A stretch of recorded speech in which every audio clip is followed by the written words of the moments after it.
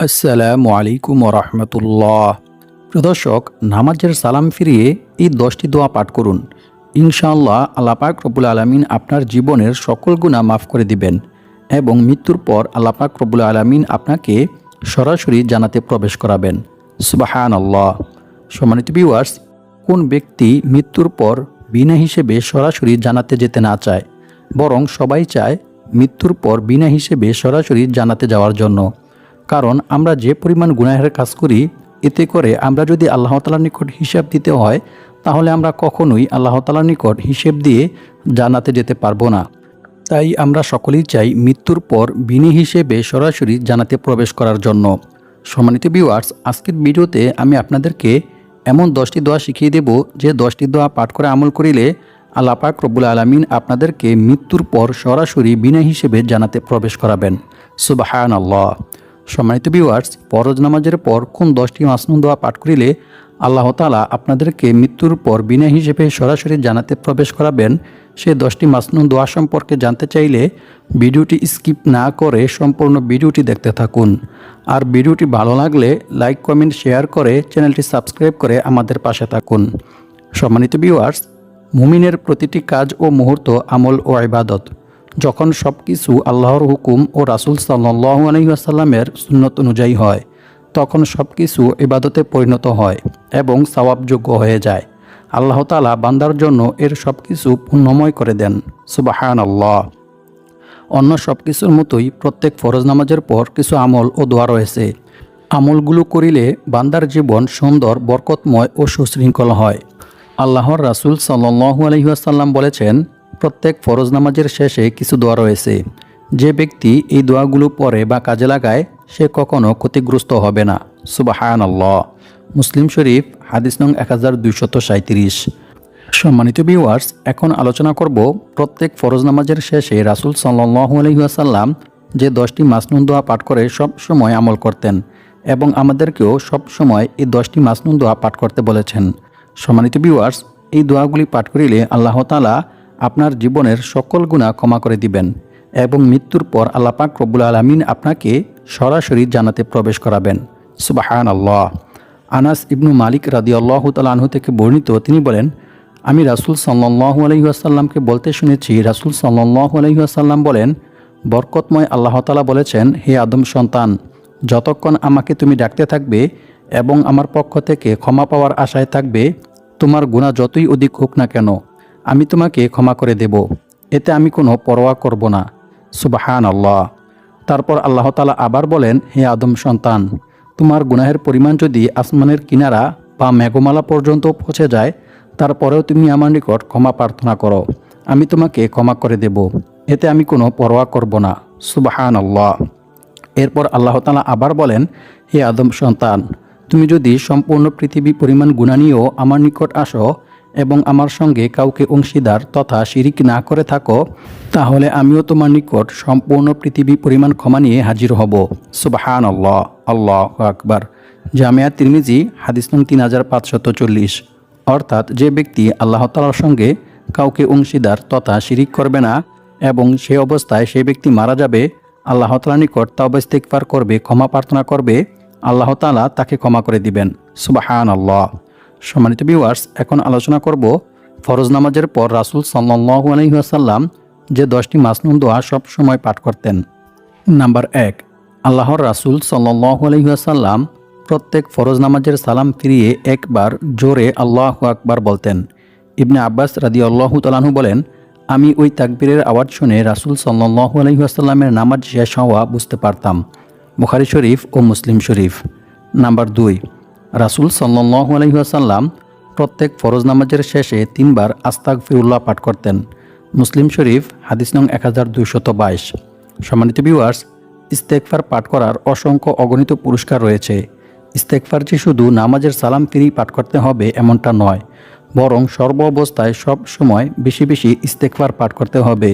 কারণ ইস্তেগফার পাঠ করিলে আল্লাহ তাআলা বান্দার প্রতি অনেক খুশি হন। রাসূল সাল্লাল্লাহু আলাইহি ওয়াসাল্লাম বলেছেন, মরুভূমিতে হারিয়ে যাওয়া উট খুঁজে পেয়ে উটের মালিক যতটা খুশি হয়, যখন কোনো গুনাহগার বান্দা আল্লাহ তাআলার নিকট তাওবা ইস্তেগফার করে ক্ষমা প্রার্থনা করে, তখন আল্লাহ তাআলা এর চাইতে বেশি খুশি হন। সুবহানাল্লাহ, আল্লাহু আকবার। অপর এক হাদিসে বলা হয়েছে, রাসূল সাল্লাল্লাহু আলাইহি ওয়াসাল্লাম বলেন, যে ব্যক্তি বেশি বেশি তাওবা ইস্তেগফার পাঠ করবে, আল্লাহ তাআলা তাকে গায়বীভাবে তার রিজিকের ব্যবস্থা করে দিবেন। সুবহানাল্লাহ, আল্লাহু আকবার। সম্মানিত ভিউয়ার্স, এছাড়াও ইস্তেগফার পাঠ করার আরও অসংখ্য অগণিত পুরস্কার রয়েছে। মহান আল্লাহ তাআলা পবিত্র কোরআনের মধ্যে বলেন, আর যে ব্যক্তি আল্লাহকে ভয় করবে, আল্লাহ তাআলা তার সমস্ত সমস্যা থেকে উত্তরণের পথ বের করে দিবেন। আর আল্লাহ পাক রব্বুল আলামিন তাকে এমন জায়গা থেকে রিজিক দান করবেন যা সে কল্পনাও করতে পারবে না। অর্থাৎ অকল্পনীয় উৎস থেকে গায়বীভাবে আল্লাহ তাআলা তার রিজিকের ব্যবস্থা করে দিবেন। সুবহানাল্লাহ, আল্লাহু আকবার। আর যে ব্যক্তি আল্লাহর উপর ভরসা করবে, তার জন্য তিনিই যথেষ্ট হবেন। নিশ্চয়ই আল্লাহ তাআলা তার মনের সকল ইচ্ছা পূরণ করবেনই। সুবহানাল্লাহ, আল্লাহু আকবার। সূরা তালাক আয়াত নং 2-3। সম্মানিত ভিউয়ার্স, ইস্তেগফার পাঠ করার প্রতি উৎসাহ দিয়ে রাসূল সাল্লাল্লাহু আলাইহি ওয়াসাল্লাম বলেন, হে লোক সকল, তোমরা আল্লাহ তাআলার নিকট অধিক পরিমাণে তাওবা ইস্তেগফার পাঠ করো, কারণ আমি নিজেও দৈনিক শতবার তাওবা ইস্তেগফার পাঠ করি। সুবহানাল্লাহ। এছাড়াও অপর এক হাদিসে বলা হয়েছে, রাসূল সাল্লাল্লাহু আলাইহি ওয়াসাল্লাম বলেন, আল্লাহ তাআলা বান্দার তাওবা কবুলের জন্য পশ্চিম দিকে একটি দরজা খোলা রেখেছেন, যার প্রশস্ততা হচ্ছে 70 বছরের পথ। সূর্য পশ্চিম দিকে উদয় না হওয়া পর্যন্ত, অর্থাৎ কিয়ামত পর্যন্ত এ দরজা বন্ধ করা হবে না। বান্দা যখনই আল্লাহ তাআলার নিকট তাওবা ইস্তেগফার করবে, ক্ষমা প্রার্থনা করবে, আল্লাহ তাআলা সাথে সাথে বান্দাকে ক্ষমা করে দিবেন। সুবহানাল্লাহ, আল্লাহু আকবার। অপর এক হাদিসে বলা হয়েছে, ইবনু আব্বাস রাদিয়াল্লাহু তাআলা আনহু থেকে বর্ণিত, তিনি বলেন, রাসূল সাল্লাল্লাহু আলাইহি ওয়াসাল্লাম বলেছেন, যে ব্যক্তি বেশি বেশি তাওবা ইস্তেগফার পাঠ করবে, আল্লাহ তাআলা তার সমস্ত সমস্যা থেকে উত্তরণের পথ বের করে দিবেন।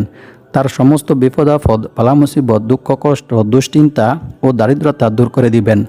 এবং আল্লাহ পাক রব্বুল আলামিন তাকে এমন জায়গা থেকে রিজিক দান করবেন যা সে কল্পনাও করতে পারবে না।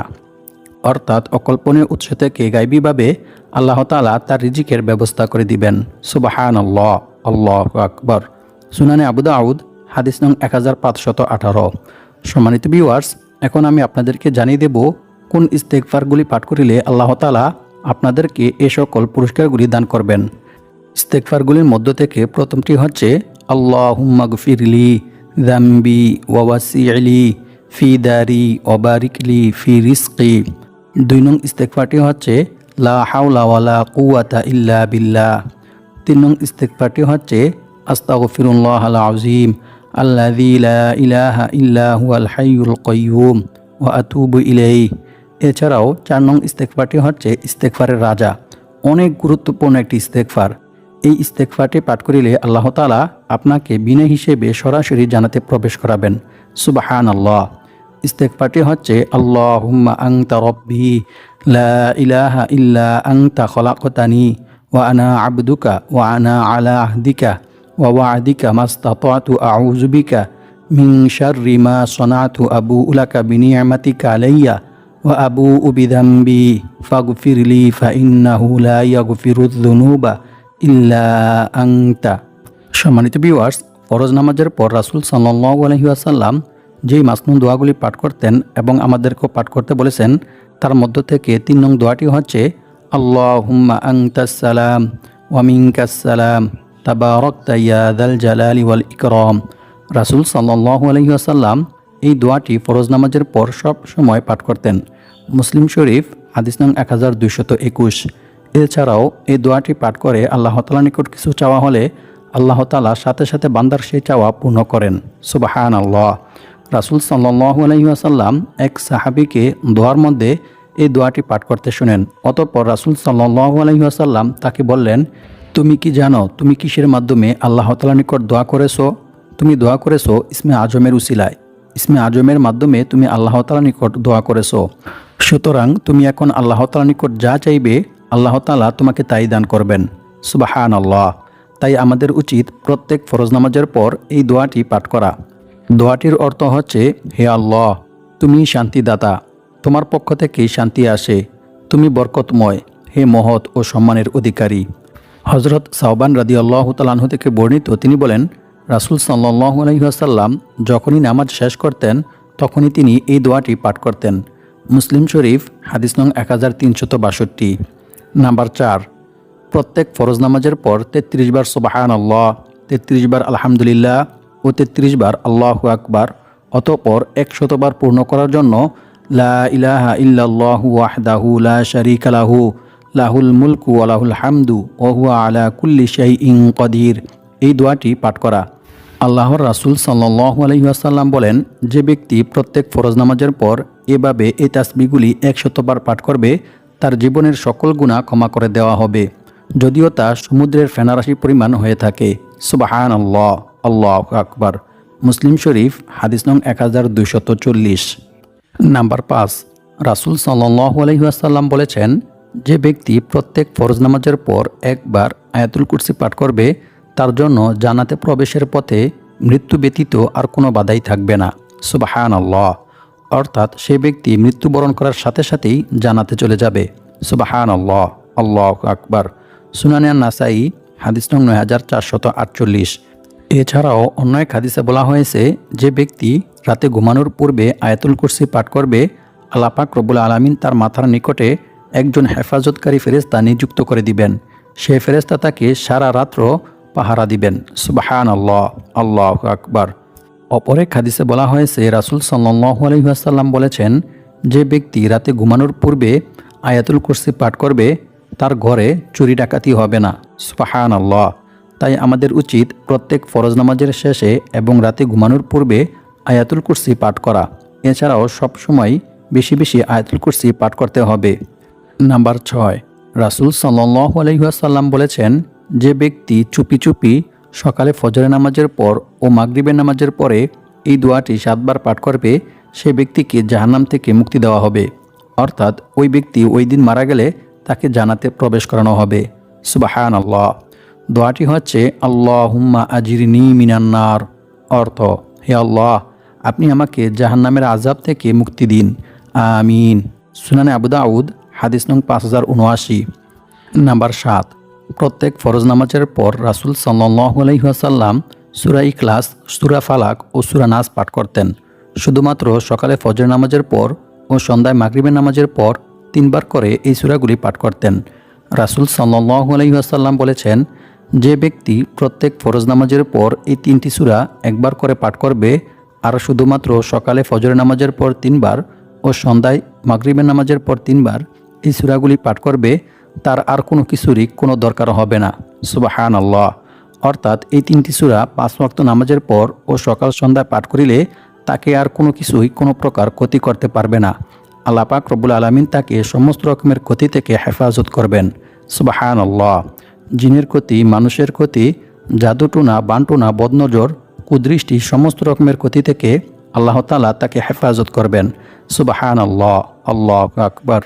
নাম্বার ৭, রাসূল সাল্লাল্লাহু আলাইহি ওয়াসাল্লাম বলেছেন, যে ব্যক্তি সকালে ফজর নামাজের পর আমার উপর ১০ বার দুরূদ শরীফ পাঠ করবে এবং সন্ধ্যায় মাগরিবের নামাজের পর আমার উপর ১০ বার দুরূদ শরীফ পাঠ করবে, আল্লাহ পাক রব্বুল আলামিন ওই ব্যক্তির উপর ১০টি রহমত বর্ষণ করবেন এবং তার 10টি গুনাহ ক্ষমা করে দিবেন। সুবহানাল্লাহ। অন্য হাদিসে বলা হয়েছে, কিয়ামতের দিন রাসূল সাল্লাল্লাহু আলাইহি ওয়াসাল্লামের সুপারিশ তার উপর ওয়াজিব হয়ে যাবে। সুবহানাল্লাহ। অর্থাৎ রাসূল সাল্লাল্লাহু আলাইহি ওয়াসাল্লাম তাকে সুপারিশ করে জান্নাতে নিয়ে যাবেন। এছাড়াও অন্য এক হাদিসে বলা হয়েছে, কিয়ামতের দিন ওই ব্যক্তি রাসূল সাল্লাল্লাহু আলাইহি ওয়াসাল্লামের খুব নিকটে থাকবেন। সুবহানাল্লাহ, আল্লাহু আকবার। নাম্বার ৮, রাসূল সাল্লাল্লাহু আলাইহি ওয়াসাল্লাম বলেছেন, কোনো মুসলিম যখন সকালে কিংবা সন্ধ্যায় এই দোয়া ৩ বার পাঠ করবে, আল্লাহ পাক রব্বুল আলামিন তাকে কিয়ামতের দিন তার নেকি বৃদ্ধির মাধ্যমে সন্তুষ্ট করবেন। সুবহানাল্লাহ, আল্লাহু আকবার। মুনাইজির রাদিয়াল্লাহু তাআলা আনহু থেকে বর্ণিত, তিনি বলেন, আমি রাসূল সাল্লাল্লাহু আলাইহি ওয়াসাল্লামকে বলতে শুনেছি, রাসূল সাল্লাল্লাহু আলাইহি ওয়াসাল্লাম বলেন, যে ব্যক্তি সকালে এবং সন্ধ্যায় এই দোয়া ৩ বার করে পাঠ করবে, কিয়ামতের দিন আমি তার হাত ধরে তাকে জান্নাতে পৌঁছে দেব। সুবহানাল্লাহ, আল্লাহু আকবার। অপর এক হাদিসে বলা হয়েছে, রাসূল সাল্লাল্লাহু আলাইহি ওয়াসাল্লাম বলেছেন, যে ব্যক্তি সকাল সন্ধ্যায় এই দোয়া ৩ বার পাঠ করবে, তার জন্য জান্নাত ওয়াজিব হয়ে যাবে। সুবহানাল্লাহ। দোয়াটি হচ্ছে, রাদিতু বিল্লাহি রাব্বাও ওয়া বিল ইসলামি দীনাও ওয়া বি মুহাম্মাদিন সাল্লাল্লাহু আলাইহি ওয়াসাল্লাম নাবিয়্যান ওয়া রাসূলা। সম্মানিত ভিউয়ার্স, এই দোয়াটি খুবই ছোট্ট একটি দোয়া, কিন্তু অনেক গুরুত্বপূর্ণ একটি দোয়া। আপনারা যদি এই দোয়াটি সকাল সন্ধ্যায় 3 বার করে পাঠ করেন তাহলে আপনাদের জন্য জান্নাত ওয়াজিব হয়ে যাবে। সুবহানাল্লাহ। নাম্বার 9, প্রত্যেক ফরজ নামাজের পর রাসূল সাল্লাল্লাহু আলাইহি ওয়াসাল্লাম এই দোয়াটি একবার পাঠ করতেন। দোয়াটি হচ্ছে আল্লাহুম্মা আইন্নি আলা যিকরিকা ওয়া শুকরিকা ওয়া হুসনি ইবাদাতিক। অর্থ, হে আল্লাহ, তোমার জিকির করার, তোমার কৃতজ্ঞতা প্রকাশ করার এবং উত্তম রূপে তোমার ইবাদত করার ব্যাপারে আমাকে সাহায্য করো। আমিন। সুনানে আবু দাউদ হাদিস নং 1524। এছাড়াও রাসূল সাল্লাল্লাহু আলাইহি ওয়াসাল্লাম প্রত্যেক ফরজ নামাজের পর আরও একটি দোয়া পাঠ করতেন। দোয়াটি হচ্ছে আল্লাহুম্মা ইন্নী আউযু বিকা মিনাল জুবনি ওয়া আউযু বিকা আন আরদ্দা ইলাইয়া আরদালিল উমরি ওয়া আউযু বিকা মিন ফিতনাতিদ দুনিয়া ওয়া আউযু বিকা মিন আযাবিল কবরি। এই দোয়াটি রাসূল সাল্লাল্লাহু আলাইহি ওয়াসাল্লাম কবরের আযাব থেকে, দুনিয়াবি ফিতনা থেকে এবং জাহান্নামের আযাব থেকে মুক্তি পাওয়ার জন্য সব সময় পাঠ করতেন এবং আমাদেরকেও সব সময় 5 ওয়াক্ত ফরজ নামাজের পর এই দোয়াটি পাঠ করতে হবে। এছাড়াও আরও একটি দোয়া রয়েছে। দোয়াটি হচ্ছে আল্লাহুম্মা ইন্নী আউযু বিকা মিনাল কুফরি ওয়াল ফাকরি ওয়া আউযু বিকা মিন আযাবিল কবরি লা ইলাহা ইল্লা আনতা। সম্মানিত ভিউয়ার্স, এখন আমি আপনাদেরকে এমন একটি দোয়া শিখিয়ে দেব যে দোয়া পাঠ করে আমল করিলে আল্লাহ তাআলা আপনাকে পাহাড় পরিমাণ ঋণ পরিশোধ করার ব্যবস্থা করে দিবেন। সুবহানাল্লাহ। হযরত আলী রাদিয়াল্লাহু তাআলা আনহু থেকে বর্ণিত, তিনি বলেন, একবার রাসূল সাল্লাল্লাহু আলাইহি ওয়াসাল্লাম তাকে বললেন, হে আলী, আমি কি তোমাকে এমন দোয়া শিখিয়ে দেব না যে দোয়া পাঠ করিলে আল্লাহ পাক রব্বুল আলামিন তোমাকে ইয়েমেনের শির তথা পাহাড় সমতুল্য ঋণ পরিশোধ করার ব্যবস্থা করে দিবেন? তিনি বললেন, হ্যাঁ, অবশ্যই আপনি আমাকে সেই দোয়া শিখিয়ে দিন ইয়া রাসূলুল্লাহ সাল্লাল্লাহু আলাইহি ওয়াসাল্লাম। তারপর রাসূল সাল্লাল্লাহু আলাইহি ওয়াসাল্লাম তাকে বললেন, তুমি সব সময় এই দোয়াটি পাঠ করবে। দোয়াটি হচ্ছে আল্লাহুম্মা কফিনি বিহালালিকা আন হারামিকা ওয়া আগনিনি বিফাদলিকা আম্মান সিওয়াক। এই দোয়াটি যদি তুমি পাঠ করো তাহলে পাহাড় পরিমাণ ঋণ পরিশোধ করার ব্যবস্থা আল্লাহ তাআলা তোমাকে করে দিবেন। সুবহানাল্লাহ। সম্মানিত ভিউয়ার্স, এছাড়াও আরও একটি দোয়া রয়েছে। ওই দোয়াটি পাঠ করিলে আল্লাহ তাআলা আপনার জীবনের সকল গুনাহ ক্ষমা করে দিবেন এবং মৃত্যুর পর আপনি সবচাইতে বেশি নেক আমল নিয়ে আল্লাহ তাআলার নিকট উপস্থিত হতে পারবেন।